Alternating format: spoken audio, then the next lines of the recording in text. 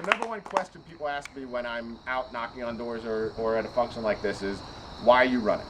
And when I'm knocking on a door, I normally need to figure out a way to say it in such a way before they want to close the door again. So I tell them for Ellicott City, which is the absolute truth. I am running for Ellicott City. But I want to tell you just very briefly 3 turning points I had recently that made me run. My background is service. My background is in the nonprofit sector and in service. I'm an attorney, but service is in my heart. I would volunteer over at the Route 1 Day Center, and there was a woman that came to me. She was dyslexic, and she came to me with just a pile of papers. They were all unopened letters from creditors, and she said, I can't read this. She was dyslexic, and she was working 2 jobs, both of which paid her minimum wage, and she was in the process of being evicted. She couldn't read the paperwork to file for bankruptcy, so she couldn't declare for bankruptcy. But she also couldn't read the bills that were telling her that they were going to file suit against her. And after spending hours with her, I also realized that she would have panic attacks. And every time she would approach her problem, she could only spend 10 minutes on it before she would become overwhelmed and begin to cry. I realized not so long after working with her that there was only so much I could do. That at some point, a woman that works 2 jobs 7 days a week is barely getting by, and there was only so much I could do for her other than read her the threatening notes she was getting from her creditors. There was another woman that I worked with in my pro bono work for my law firm. She was diagnosed with terminal cancer. She was paying $300 a month for cancer treatment so that she could just maintain her life. She was sued by creditors on a monthly basis.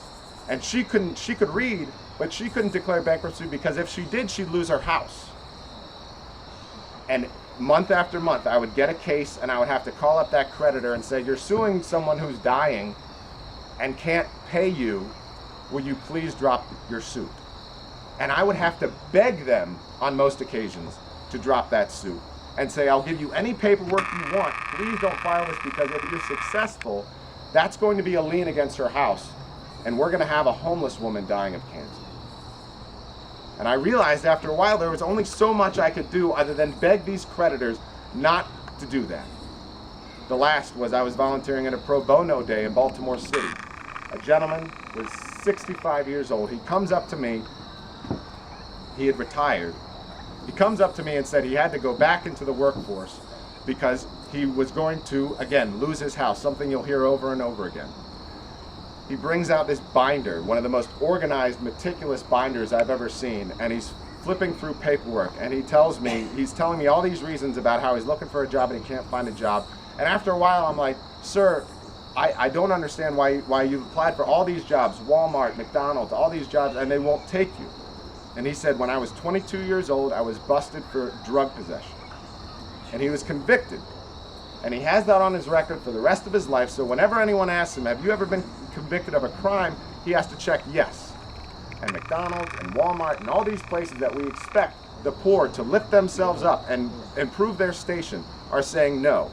And guess what? In Maryland, you can't have your records expunged. So that man is prohibited forever from being able to take himself back up, re-enter the workforce, because of something he did when he was 20 years old. And I realized when I talked to him that there was only so much I could do sitting at the other end of that table. So that's why I decided to run for delegate. It's a long story. I can't fit it in a doorway, but that is why I'm running for delegate.